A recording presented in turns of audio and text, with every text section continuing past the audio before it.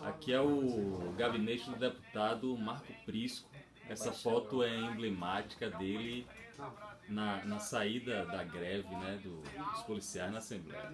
Aqui é o deputado. Deputado, você esteve aqui na Assembleia durante a greve mais longa da história da Polícia Militar na Bahia. Como é voltar como deputado estadual agora, já de gravata, já de paletó? Olha, para mim é uma realização. É um sonho que a gente sempre desejou em conquistar um espaço democrático, um espaço onde pudesse fazer a defesa não só dos policiais, como de toda a sociedade. Não vim aqui para ser apenas um deputado, para fazer diferente, para ser diferente, para debater mesmo, né, com a categoria e com a sociedade, o que muitas coisas na política hoje não ocorrem. O senhor era vereador e está no primeiro mandato, está um pouco mais de um mês como deputado. É diferença muito grande, já está adaptado aqui à Assembleia? Já estou adaptado até porque eu já conheço a casa, né? Já passei por aqui algumas vezes, né? Circulei muito por aqui por dentro. E antes até de ocupar aqui o mandato e de ser vereador, já circulava muito aqui nos meios. Então já foi fácil se adaptar, não teve nenhum problema não. Lógico que a questão legislativa, a Câmara me ensinou muita coisa, né? Para aqui deu esse embalo.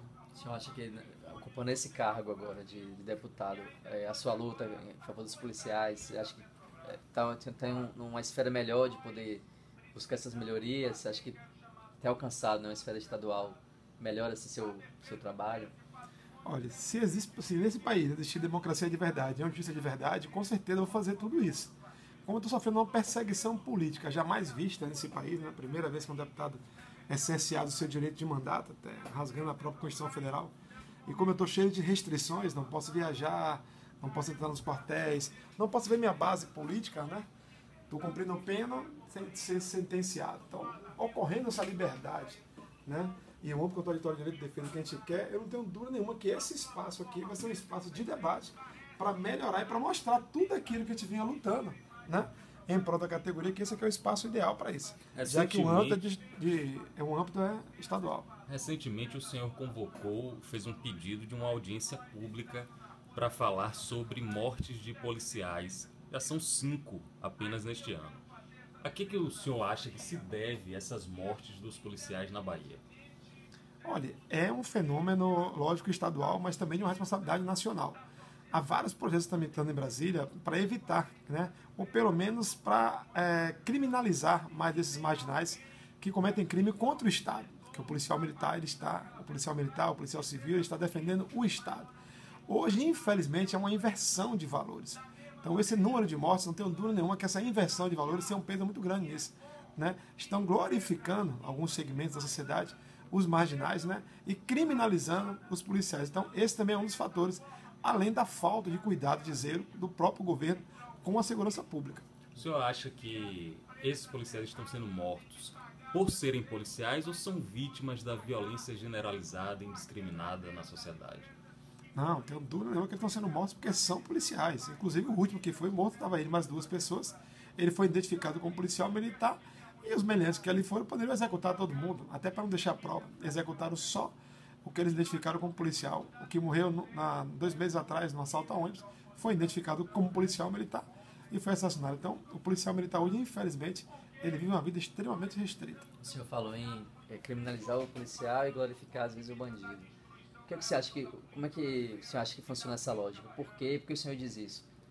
Por exemplo, esse caso agora da ação policial na Estrada das Barreiras. Como é que o senhor enxergou esse caso e por que essa declaração de glorificar o bandido? Porque a gente está vendo algumas organizações, né, e alguns órgãos, né, se nem sequer esperou a investigação, eles estão querendo criminalizar. O fato concreto que a gente tem é de que tinham 30 pessoas armadas, as armas foram apresentadas, as dinamites foram apresentadas, as fardas do exército foram apresentadas. Em momento algum, alguém desse segmento procurou ouvir do policial o que aconteceu naquela madrugada, porque aquele policial estava ali 1h30 da manhã. Ou se algum órgão desse teria coragem de estar ali 1h30 da manhã para estar enfrentando o crime. Uma pessoa, né, de bem não estaria 1h30 da manhã armada com farda do exército e com dinamite na mão. Né? Isso aí é fato. O senhor considera a operação bem sucedida? Acha que, como é que o senhor vê essa operação? Porque de alguma forma não. No final das contas resultou na morte de 12 pessoas, né? E depois se comprovou que só 2 tinham passagem pela polícia. Não ter passagem não significa que ela está à margem da lei. Se ela estava no local reunido, naquele farto armamento, né, naquele lugar ali, quantas pessoas hoje que não têm entrada aí estão cometendo crimes? Até porque para entrar no mundo do crime, né, para receber a primeira entrada, você começa a cometer crime. Até a polícia chegar nela, hoje é comprovado pelos órgãos de segurança pública que praticamente 80% dos casos de ilícito que acontece no país não tem entrada, não é investigado, não cometem crime. É um erro do Estado em si. Então, não justifica aquelas pessoas que ali morreram por elas não terem entrada, né?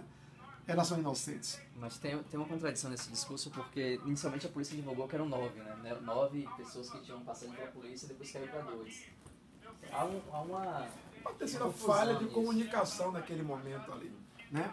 Mas em momento algum, né, foi negado pela polícia também o farto armamento que foi encontrado no local onde eles estavam ali. Já havia uma investigação sobre aquela quadrilha anterior a isso, né? Então todos esses fatos levam, né, que a ocorrência foi ela extremamente perigosa para os policiais, e graças a Deus não houve nenhuma baixa. O policial ouviu o absurdo de ver um grupo, uma ONG, dizer que foi desproporcional, né, o ato, porque não houve baixa do lado de lá, só houve baixa de um lado. Quer dizer, o Estado teria que se morrer naquele momento, né, para o ato ser proporcional. Isso é um absurdo. O Estado estava ali para defender a sociedade, não estava para defender alguém que estava à margem da lei. Certo. Deputado, já se passaram quase 20 dias do episódio. Algumas versões permaneceram, outras versões foram modificadas. Na época, o senhor foi uma das vozes que falou em defesa dos policiais. Inclusive, o senhor chegou a dizer que eles mereciam ser condecorados. O senhor parabenizou as declarações do governador e disse que os policiais são pais de família, frase do senhor, são pais de família no exercício do dever legal e poderiam ser condecorados. O senhor mantém essa frase que o senhor disse? Mantém esse sentimento? Não só mantenho, como já oficializei o governador do estado para que haja promoção por bravura por esses policiais. Porque o ato que ele cometeu ali, naquele momento ali, com certeza absoluta, nenhum deles tinha o intuito de chegar ali e ceifar a vida de ninguém. A polícia militar foi ali para cumprir a lei, prender, né, conduzir para a delegacia e lá, né, a polícia judiciária iria cumprir o que determina a lei. Houve um confronto, vieram as baixas, e infelizmente todos os policiais com certeza que colocaram como forma infelizmente. Mas graças a Deus não houve baixa daqueles que estavam representando o Estado. Então não dúvida nenhuma que eles têm que ser condecorados e promovidos por um ato de bravura. Como é que o senhor enxerga a estação dos direitos humanos, que está contestando, quer investigar, quer saber se a perícia se houve execução? Como é que o senhor enxerga essa ação dos direitos humanos, da Anistia Internacional? É mais uma vez órgãos estabelecidos que só buscam um lado, né? Não buscam o lado dos humanos direitos, e só o lado dos direitos humanos, ditos eles, né? Aqueles humanos ali, entendeu? Todo mundo tem direito, seja ele qual for, aquele que está à margem dali, aquele que não foi. Mas também não vê um papel dos direitos humanos do lado daqueles humanos de direito. Eu não vi os direitos humanos, por exemplo, pedir investigação dos 29 policiais militares e civis que foram assassinados esse ano. Nem tampouco os 5 que foram assassinados. Nem tampouco, como o próprio Direitos Humanos da Anistia Internacional fala dos negros. Os negros fardados também não são negros, porque usam fardas. Nenhum deles se levantou, nenhum desses órgãos para fazer a defesa. Em nenhum Estado. Eu vou pedir ao senhor 5 minutos, se o senhor puder assistir com a gente esses depoimentos. São de parentes de pessoas que morreram. Para ver por que ela não tomou posição em relação a outras situações. Eu vou ver. Olha que doente que fazia essas coisas. Quer contar pra mim que eu não tinha tempo de sair. Ele queria que fazia minhas coisas na roupa. Cuidava de mim, me dava carinho. Era meu bebezinho, que era desde pequenininho, era um amor da minha vida. E hoje eu sei ele, não tenho vontade de nada. Todo dia eu vomito porque não desce nada. As vizinhas que vêm a ver se dá suco pra mim. Agora eu estou depois da mamãe não comprou banana pra mim, mas não desce. Só dá vontade de vomitar, aquela seca, aquela vontade de vomitar, só água, só água. Porque a saudade tem qualquer. Quando eu me lembro daquela bermuda que ele estava, que ele não estava no meio do mulher, tudo não é reportagem que eu vou mostrar a vocês. Ele não estava no meio. E mesmo que ele tivesse, gente, a crueldade foi demais. Quebraram o pescoço do meu neto. Quebraram o braço, que esse ossinho daqui saiu pra fora. E ele não era fortão, ele era magro. Ele tinha as pernas assim, mas que mais grossas que a dele, mas o bracinho não era muito grosso, não. Porque o pai dele era fortão, mas ele era bem magrinho. Aquele ossinho do braço fora, assim, um pouquinho mais de doendo, não foi nem a morte, porque se ele tivesse morrido um tiro, tivesse para o hospital, e depois de atirarem nele, levaram ele para o hospital, coisa que você tivesse visto, meu bicho estava na maca assim, eu jogado por Brasil, assim, e a cabeça toda curada e as costas. Na sexta-feira de noite, Alexandre, ao sair de casa, foi abordado pela polícia da Rondesp E aí apanhou, porque ele disse que foi troca de tiro, mas meu filho apanhou, quebrou a perna dele, levou 5 tiros, um no braço, um na perna e 3 nas costelas, como se foi troca de tiro. Os tiros praticamente pareciam ser de perto, não foi de longe os tiros. Trocou tiro, foi entrada, tinha isso, tinha aquilo. Pegaram, fizeram uma grande judiação, bateram muito, porque tem fita gravada por aí, mas ninguém quer dar. Vocês sabem que ninguém vai dar. Mas aqui todo mundo conhece a gente, todo mundo. O nego só vai dizer, seu neto sofreu muito, porque a gente não pôde fazer nada, porque só via os gritos. Pedindo socorro, pedindo que não batesse, pedindo que não me matasse, e ele nada. Logo quando ele chamou, deu logo uma pesada, quebrou as pernas do menino, ele era magrinho, quebrou logo as pernas com a pesada que ele deu. E ele dizendo, eu sou neto de Carlinho, fulano, você me conhece, você sabe que eu não sou vagabundo. Como é que você faz isso com o meu neto? Você viu meu neto crescer ali trabalhando. Meu neto crescendo trabalhando comigo. Você é um menino que eu me vi pequeno também. Ele não tem palavra para me dizer nada. Só fez baixar a cabeça e balançou a cabeça assim, como que dizer, eu fiz a maior bobagem. O que é que a senhora está sentindo? Uma dor que não tem tamanho. Eu vejo meu neto de pulso, assim, numa máquina, morto, e você dizendo que está vivo no Hospital Geral do Estado. Dor no Roberto Santos, desculpa, no Roberto Santos. Difícil? Se eu fosse um mãe, eu não ficava com tanta dificuldade, então. Ficava não. Não ficava mesmo. Isso que eu não era imaginar. Dalena, a senhora acredita em Deus? Acredito que Deus vai fazer justiça. Ele vai fazer justiça. E eu tenho que ficar viva. Eu toda minha vida eu tenho que ficar viva para ver. Nesse momento que você acorda, você sabe que você não vai ver seu filho de 19 anos, que era correria, que te ajudava. O que é que você sente nessa hora, cara? Rapaz, não é uma dor que não dá nem para explicar. É uma dor tão grande que não dá nem para explicar. O que eu posso fazer é só pegar. Cadê no celular? Eu sento aqui no sofá. Vídeo.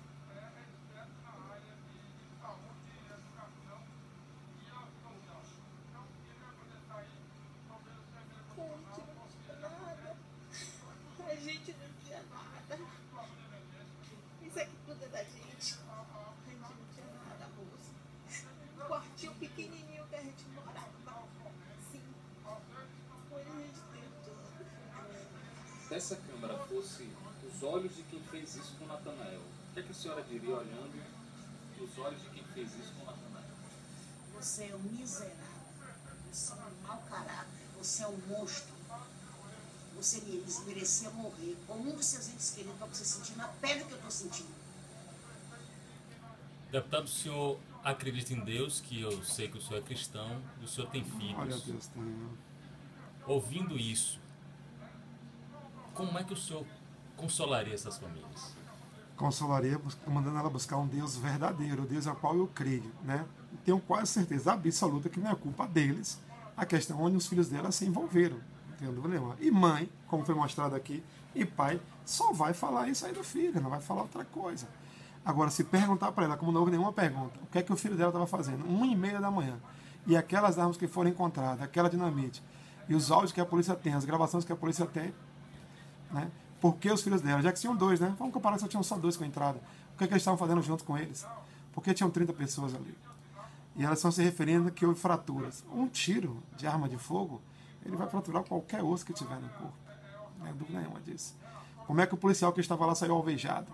Ele alvejou ele mesmo?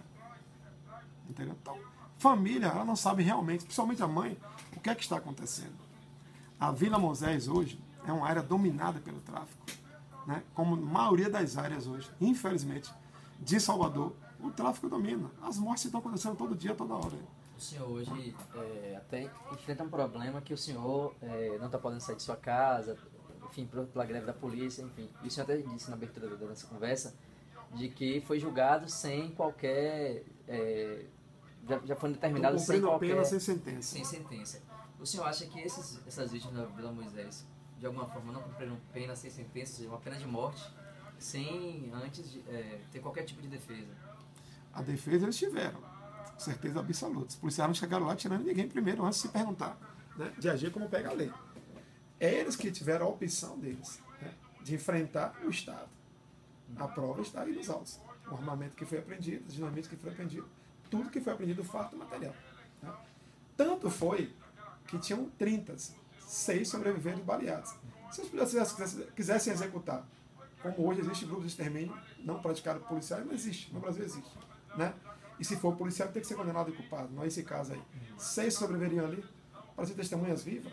Os próprios policiais iriam conduzir ele para o hospital, como só os policiais estavam ali naquele momento. Só os policiais que pegaram e conduziram para o hospital. Ela está dizendo, levaram meu filho para o hospital, o filho já estava morto aqui. Os policiais não são médicos para identificar se estava morto ou não.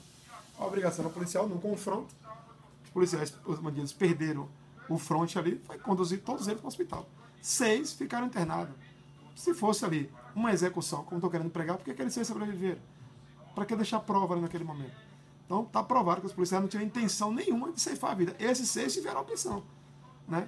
Fizeram a opção não ir para o confronto, foram até alvejado. Né? Muitos deles, inclusive, no relato, estavam com a arma na mão, na hora do confronto, mas preferiram se render. E foram conduzidos e estão vivos, vou dizer. O senhor acredita piamente nessa versão da polícia? Que com foi certeza. Dessa forma? Não tenho dúvida nenhuma. O senhor faz uma disso. concessão que possa ter havido uma chacina, uma execução, como os direitos humanos colocam? Chacina é crime, os policiais não cometeram crime. Quem estava ali à margem da lei não eram os policiais. Né? Quem estava à margem da lei eram os traficantes. Era o criminoso que estava ali presente. Tinha Então, essa não tem convicção como. de que foi dessa forma? Absoluto. Eu conheço a polícia, eu conheço aqueles policiais que estavam ali. Em toda a categoria, médico, juiz, político, aos maus e bons profissionais. Jornalista, principalmente naquele jornalista que se vende para o sistema. Né?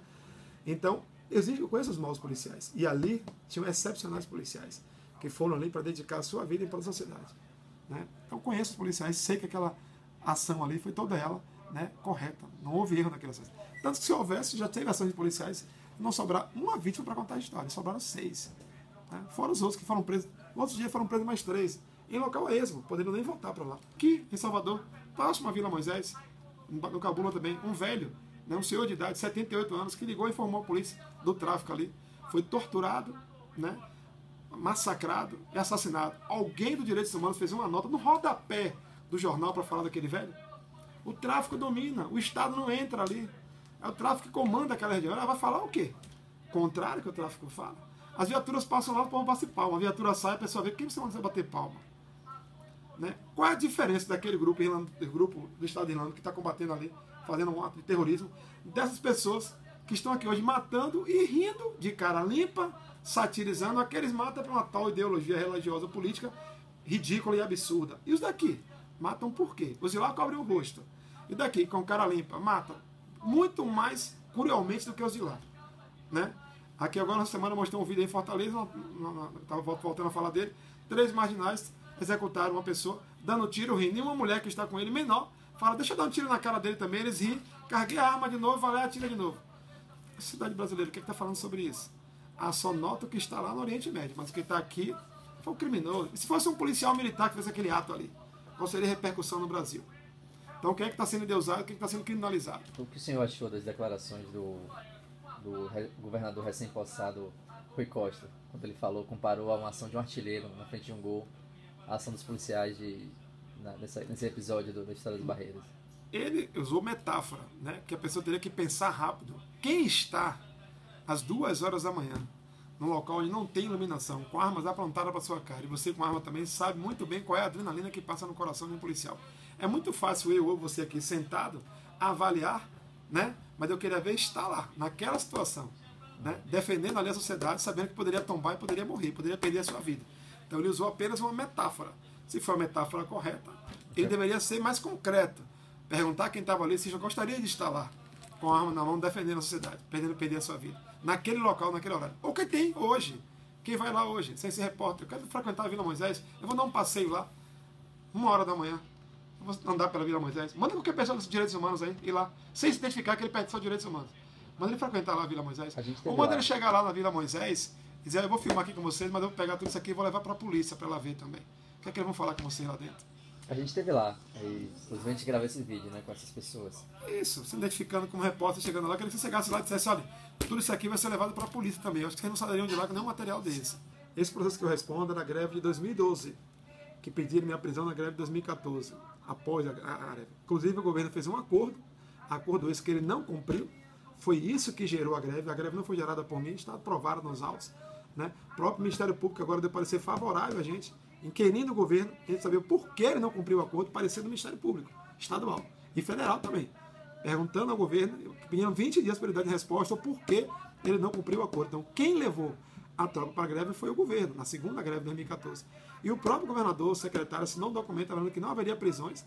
Eu que foi quem fez toda a articulação para a greve acabar, né, já que a proposta estava ali. Isso ocorreu e eu fui preso, não, eu fui sequestrado aqui na Bahia. Fui levado para um local a esmo, porque não me informaram onde é que eu ia. Não me apresentaram à prisão. Foram 30 policiais armados do COT, a tropa especializada da Polícia Federal. Fui conduzido para Brasília, lá fui jogado na Papuda. Né? A prisão era de 90 dias. Eu fiquei 48 dias preso. Né? Fui solto antes da Copa do Mundo. E a alegação da prisão era não ocorrer a Assembleia já tinha ocorrido, então a prisão perde o objeto. E a ordem pública. A ordem pública, após a greve, estava estabelecida. Tanto que na minha soltura, o ministro Lewandowski, que acatou o pedido de soltura, alegou que a ordem pública na Bahia estava estabelecida. Não caberia mais manter as restrições. As restrições foram mantidas por um parecer do Ministério Público falando que era uma ameaça, pasmem, às eleições de 2014. A ameaça é o PT, né? Porque ele não queria o eleito. Entendeu? Fui eleito sem sair de casa, desrespeitando todos os ritos constitucionais, não pude ter direito igualitário a qualquer outro candidato. Não viajei, não frequentei quartel, não saí a final de semana, não saí à noite, não participei de uma carreata, não procurei meu público e fui o terceiro mais votado na Bahia. Que povo é esse? Que o próprio Ministério Público Federal e a Justiça Federal aqui na Bahia diz que eu sou uma ameaça à sociedade. Eu sou o vice-presidente da Comissão de Segurança Pública e Direitos Humanos da Casa. E sou o terceiro deputado mais votado aqui. As restrições têm 9 meses completados até hoje. Eu não vi a Anistia Internacional, a OAB, só a Anistia Internacional que não foi provocada. Mas a OAB foi provocada, tivemos uma reunião com todo o conselho da OAB e eu não vi nenhuma delas se manifestar. O absurdo é tão grande que eu estava preso na Papuda, incomunicável. Ocorreu uma greve em Pernambuco e o Ministério Público Federal disse que eu fui o mentor intelectual da greve. Meu espírito saiu lá, né, na cadeia da Papuda, e fui lá em Pernambuco fazer uma greve da polícia. E greve nesse país hoje, depois que o PT assumiu o poder, virou crime de segurança nacional, ao qual eu estou respondendo. Então o PT mudou todos os valores, me persegue até hoje, para que eu não exerça o meu direito democrático. Então o PT hoje, entendeu? É quem persegue, quem faz greve. Greve é crime. Né? E nenhum desses órgãos se manifestam. A Constituição Federal Brasileira está sendo rasgada, em meu caso aqui, não vejo ninguém se manifestar. Eu tenho 6 decisões judiciais, inclusive do próprio STF, mandando o governo da Bahia me reintegrar à corporação, unanimidade, nenhuma abstenção, nenhum voto contra, nenhum OAB se manifesta, nenhum tribunal se manifesta, nenhum órgão se manifesta, e o governo da Bahia não cumpre, e o governo do PT manda e desmanda. Como eles próprios alegam, quem manda no Poder Judiciário são eles. Então, e a gente fica aqui. Né? Que democracia é essa? Ou é a democradora que a gente está vivendo? Né? O PT mudou os valores. Temos agora uma aberração na Venezuela, onde o prefeito da cidade de Caracas foi preso, sem nenhum mandado de prisão, sem nada, igual o meu aqui, muito parecido, e não vi nenhum membro do PT se manifestar, ninguém do Brasil se manifestar. Então, assim, nós estamos vivendo uma verdadeira demagogia nesse país, de alguns órgãos que eram para tratar os assuntos sérios, não tratam daqueles que é realmente humano direito, que é o meu caso, tenho consciência de a luta que eu fiz foi uma luta de classe, né? Não cometi nenhum crime. Estou respondendo, pasme, pela Lei de Segurança Nacional, que não foi embarcada pela Constituição Federal de 88. Né? Esse próprio Ministério Público Federal tem um parecer dele dizendo que a lei é inconstitucional. Eu respondo, genericamente falando, não a um artigo da Lei de Segurança Nacional. Eles me puseram a todos os artigos da Lei de Segurança Nacional, o que é uma verdadeira aberração. Quando você pergunta lá, está incluído em todos os artigos. Então, a minha prisão foi assim, para calar. E o próprio ministro da Justiça, se a gente tem prova em reunião com membros do governo, disse, nós mandamos prender ele. Ou era ele, ou era a gente. Nós mandamos prender, que tinha que prender político para servir de exemplo para todo o Brasil por causa da Copa do Mundo. Então, que país é esse que a gente está vivendo? É uma farsa, uma demagogia. E eu gostaria que esses órgãos, sou a favor da Anistia Internacional, da OIT, da ONU, da OAB, mas que esses órgãos tivessem independência e não fosse preso a uma coloração partidária uma demagogia qualquer. Nós temos que viver uma democracia de verdade no Brasil. Não essa democradura que a gente está vivendo hoje. Essa falta de liberdade. Eu sou a favor daquele que errou, dura lex, sed lex. A lei é para todos. Não uma lei para uma coloração partidária assim, a outra não. Deputado, para encerrar, aí já saindo desse assunto, houve aqui, logo no início dessa legislatura, uma eleição para presidente da casa, em que os deputados do partido do governo se recusaram a participar. E foi quase unânime a votação do atual presidente pelo 5º mandato. Mas teve uma abstenção. O senhor tem alguma ideia de quem pode não ter votado no... Primeiro não foi abstenção, foi um voto nulo. Foi um voto nulo? É. E não foram os deputados do governo que saíram, foram apenas os deputados do PT, que iriam tomar uma derrota humilhante, né, para sair de forma assim, mais elegante, né, para não dizer, né, corrida, né, retirar a candidatura em cima da hora. Que até próprios deputados do PT não iriam votar na chapa do PT. E a base do governo, que é a maioria aqui nesta casa, votou com Marcelo Nilo. Né? Eu votei contra, declarei meu voto não no mesmo dia, mas no outro dia na imprensa, em entrevista na rádio, declarei meu voto, foi o único voto contrário, foi o meu, tranquilamente. O senhor votou nulo? Votei nulo. O senhor foi o único voto nulo? O único voto nulo. Como também não votaria no candidato do PT. Votaria nulo em qualquer um? Votaria nulo em qualquer um dos dois. Por que nulo e não Nilo? Hã? Por que nulo e não Nilo? Porque a democracia tem que imperar, tem que haver uma alternância do poder. E eu entendo que o momento não estava ocorrendo. Entendeu? Então tem a minha posição. Independente do partido e a bancada do partido ter votado, mas o meu mandato sempre vai se manter pela coerência histórica e ideológica que eu defendo, isso aí eu não vou mudar. E sua relação com ele depois disso? Minha relação é de respeito. Ele é o presidente da casa, ele é deputado como eu. A relação aqui é de um parlamentar como o outro. Ele não guarda mágoa, não? Não, nem eu. Até porque eu não vou guardar mágoa, eu não posso levar questões pessoais para o campo político, que aí eu não estaria sendo político, eu estaria sendo demagogo, não estaria defendendo a bandeira que eu quero. E eu vim aqui fazer política e não olhar questões pessoais entre mim e Marcelo Nilo. O que houve entre mim e ele está na justiça, está rolando. Né? Agora, questões pessoais eu não posso trazer para o campo da política. Vai haver um debate aqui dentro da casa. Como eu sendo base do prefeito Assemineto, eu votei contra o prefeito 4 vezes, né? Por isso que a inimizade foi o único da base que votei. Né? Como aqui na casa, eu já votei aí mostrando meu papel, minha posição. Mesmo partindo da bancada pedindo para votar para mim, eu não votei. Ok.